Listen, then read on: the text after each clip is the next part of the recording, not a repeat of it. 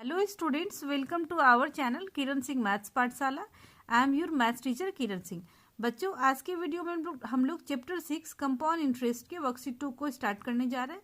सबसे पहले हम लोग इसके क्वेश्चन नंबर 1 को सॉल्व करते हैं। हमारे पास क्वेश्चन नंबर 1 में दिया है, compute the compound interest on ₹5,000 for 1/2 years and 16% per annum compounded half yearly. आपको वर्कशीट 2 के लिए इंट्रोडक्शन पार्ट का वीडियो बताया गया। अगर आप वो वीडियो नहीं देखें, सबसे पहले उस वीडियो को देखें तो आपको अच्छे से समझ में आएगा कि हाफ ईयरली के कंडीशन में हमें किस तरीके से कैलकुलेट करना होता है। आप देखें, जो गिवन है उसको लिखा गया प्रिंसिपल 5,000 रुपीज़, टाइम हमारे पास 1/2 years, इट मीन्स 2 1 जा 2 + 1 3/2 years, rate of interest 16% per annum. हमें CI कंपाउंड इंटरेस्ट कैलकुलेट करना है। अब यहाँ पर लिखते हैं फॉर हाफ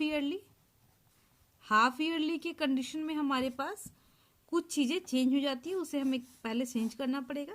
सबसे पहले आपको बताया गया था जो रेट ऑफ इंटरेस्ट हमारे पास होता है R%, जो पर एनम था हमारे पास R% पर एनम। आप देख रहे हैं यहाँ पे दिया हुआ है R = आपके पास दिया हुआ है 16% पर एनम।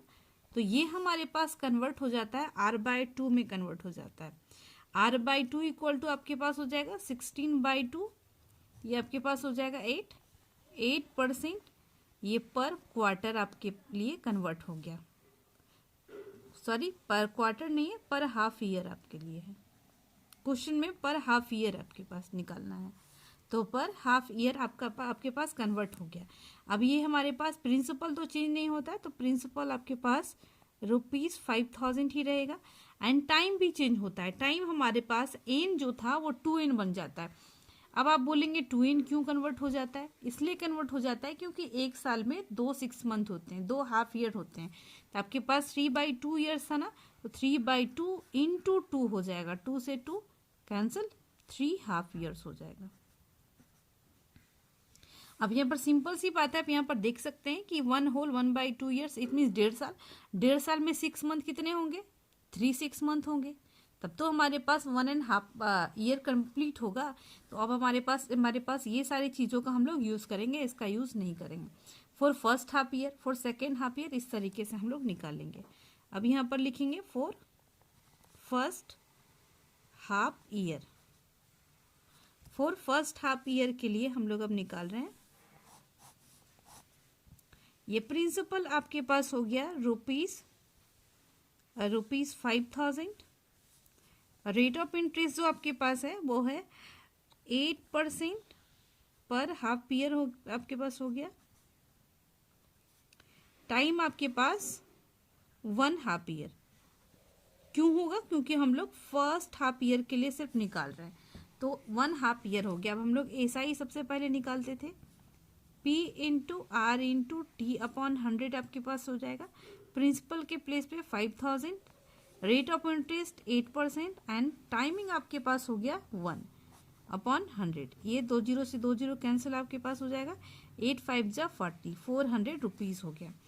अब amount for first half year, ये आपके पास हो जाएगा 5,000। प्रिंसिपल प्लस हमारे पास ऐसा ही होता है, तो प्रिंसिपल 5,000 + 400 = ₹5,400 हो गया। अब हम लोग लिखेंगे for second half year. Second half year के लिए हमारे पास क्या हो जाएगा? जो फर्स्ट हाफ ईयर का जो अमाउंट होगा वो सेकेंड हाफ ईयर के लिए प्रिंसिपल का काम करता है। तो हमारे पास प्रिंसिपल हो जाएगा ₹5,400। रेट ऑफ इंटरेस्ट सिमिलर रहेगा 8% पर हाफ ईयर।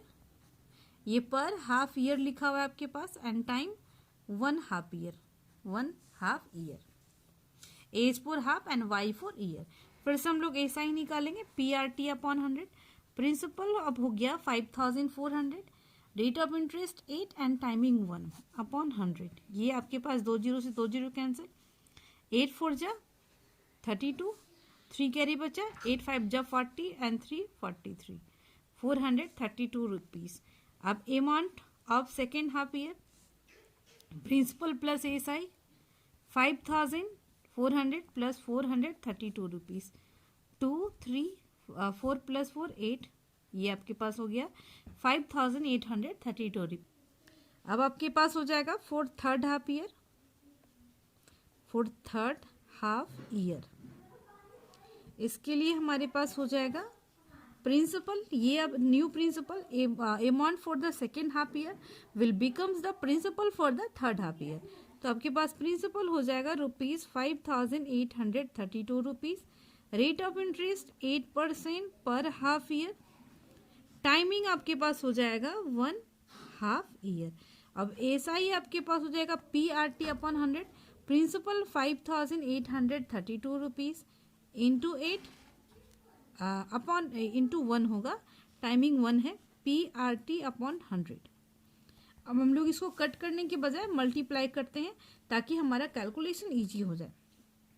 8 2 जा 16, 8 2 जा 16, आपके पास 1 कैरी बचा, 8 3 जा 24, 1 25, 2 कैरी बचा, 8 8 जा 64, 64 एंड 2 66, अब 6 कैरी बचा, 8 5 जा 40 एंड 6 46, दो यहाँ पर 100 है, 2 डिजिट के बाद डेसिमल पुट करेंगे, 466 रुपीज 56 पैसे।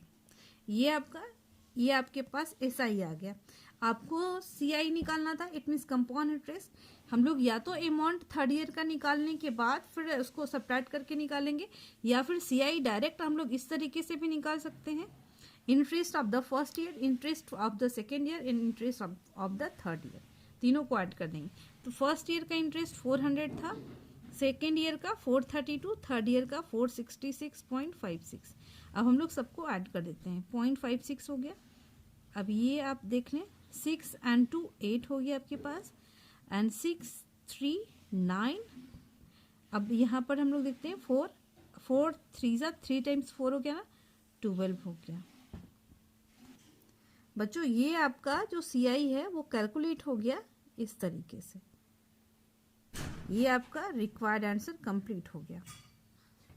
अब हमारे पास क्वेश्चन नंबर 2 है, इसमें बोल रहा है find the compound interest on ₹15,625 at 16% per annum for 9 months when compounded quarterly. इसमें जो इंटरेस्ट कैलकुलेट हो रहा है वो क्वार्टरली हो रहा है। इसको भी आपको क्वार्टरली के कंडीशन में क्या होता है ये भी आपको इंट्रोडक्शन पार्ट में बताया गया है। सबसे पहले हम लोग लिख लेते हैं गिवन हमारे पास कौन कौन सी चीजें दी हुई है। प्रिंसिपल दिया हुआ है ₹15,625 रुपीज, रेट ऑफ इंटरेस्ट है 16% पर एनम, टाइमिंग आपके पास दिया हुआ है 9 months। अब हमें कैलकुलेट करना है सीआई, कैलकुलेट करना है CI equal to question mark. तो यहां पर आपके पास है फॉर क्वार्टरली,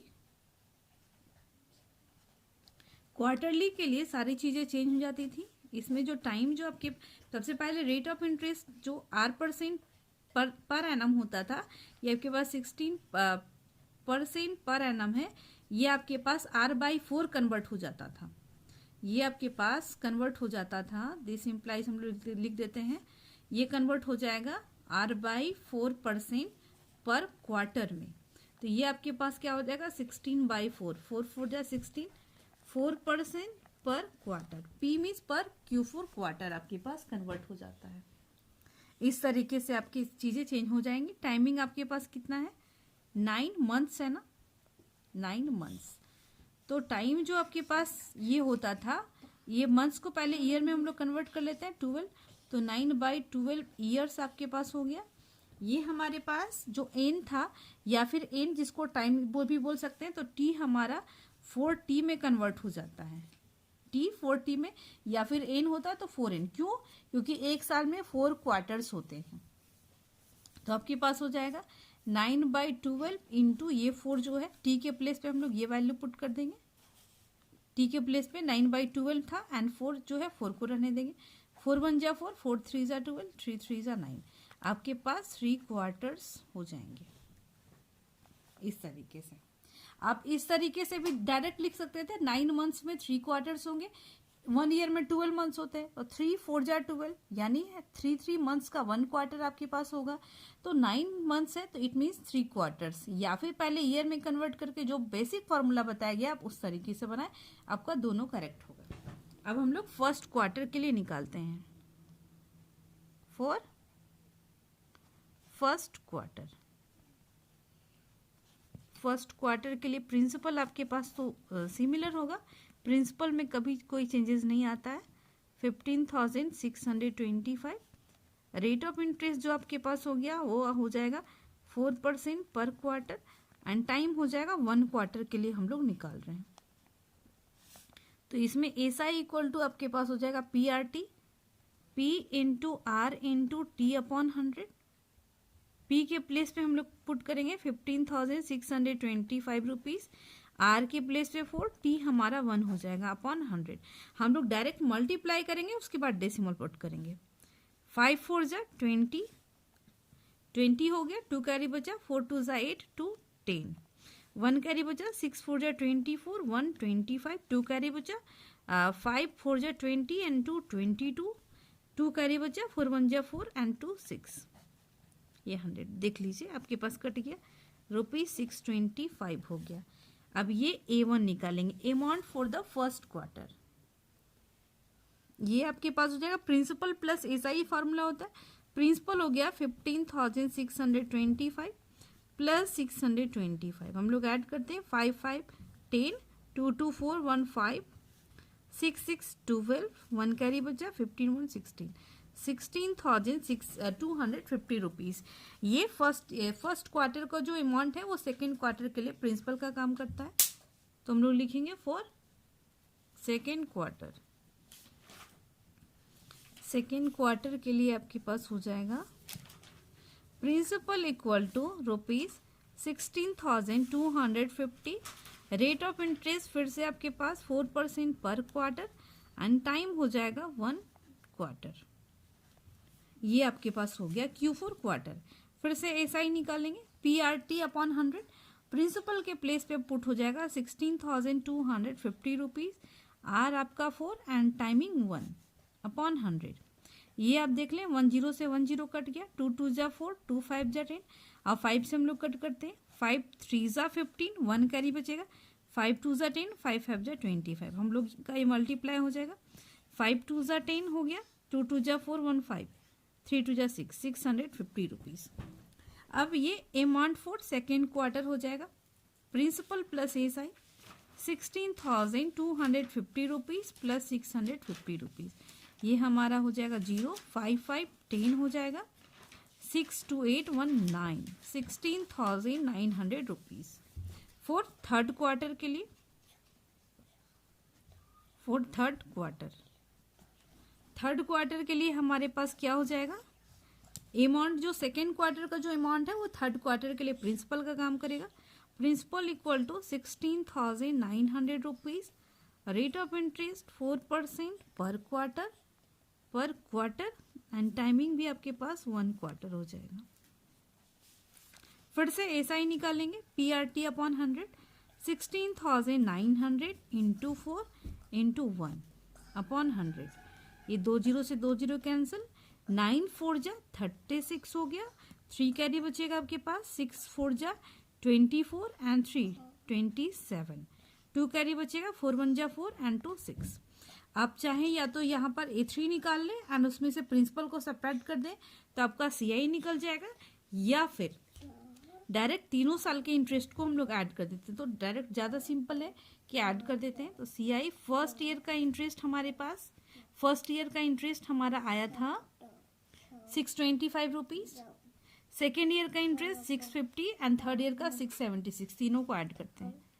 625 प्लस 650 प्लस 676, हम लोग तीनों को ऐड करते हैं, ये 6 हो गया हमारे पास, सॉरी 6 एंड 5 11 हो जाएगा।